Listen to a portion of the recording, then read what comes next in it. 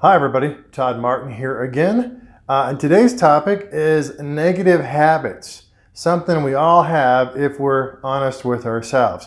And so I think it's important that from time to time, on a regular basis, every quarter or 60 days, that we stop and look at our lives and evaluate and look at those things that are negative habits that are just draining away our productivity, robbing, stealing, undermining our ability to be as productive as we should and do those things and accomplish those things in life that we should. So we're going to use some examples from my life today.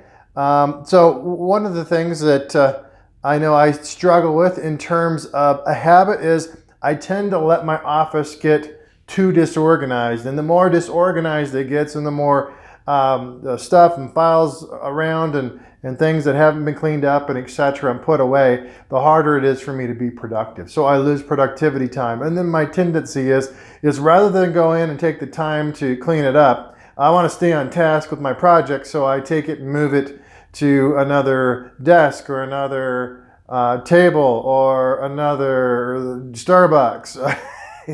And just do and manage it that way until it's just to the point that I've got to deal with it. So I really need to do better at staying on top of that.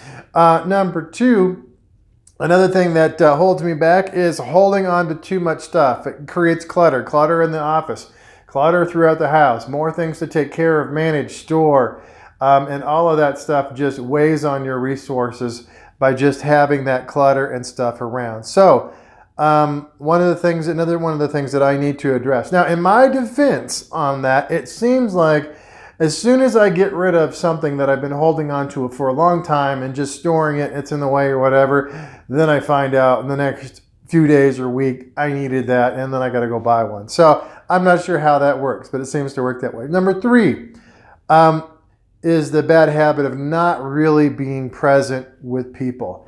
I tend to be a talker. I tend to want to exhort and encourage people into what they should do for their lives, the insights that I see for them.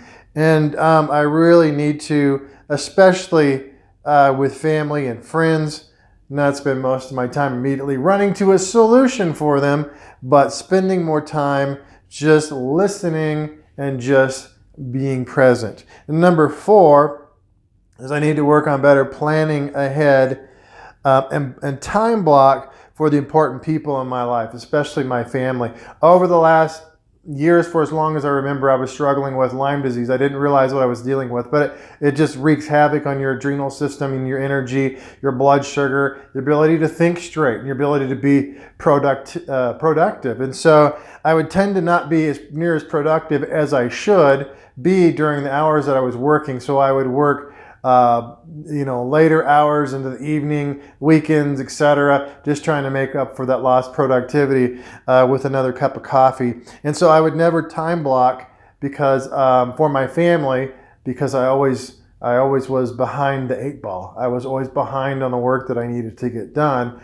And so rather than just time blocking, now that I'm getting better, I'm much more productive, able to get up in the morning and get things done and work through it and have a clear mind for the majority of the day. I need to do a better job of time blocking for my family.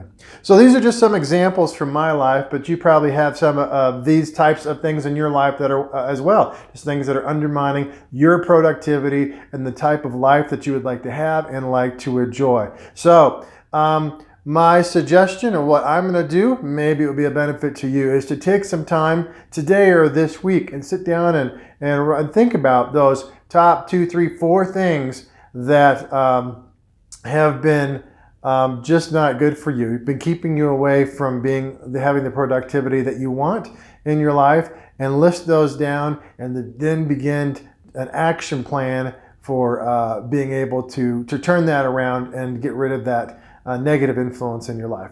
Anyway, that's it for today. We'll talk about how to turn those around and make a plan and how to solve these problems and these negative habits in a subsequent video here. But for today, I hope these tips were helpful, get you thinking. And as always, guys, don't wait for it to happen.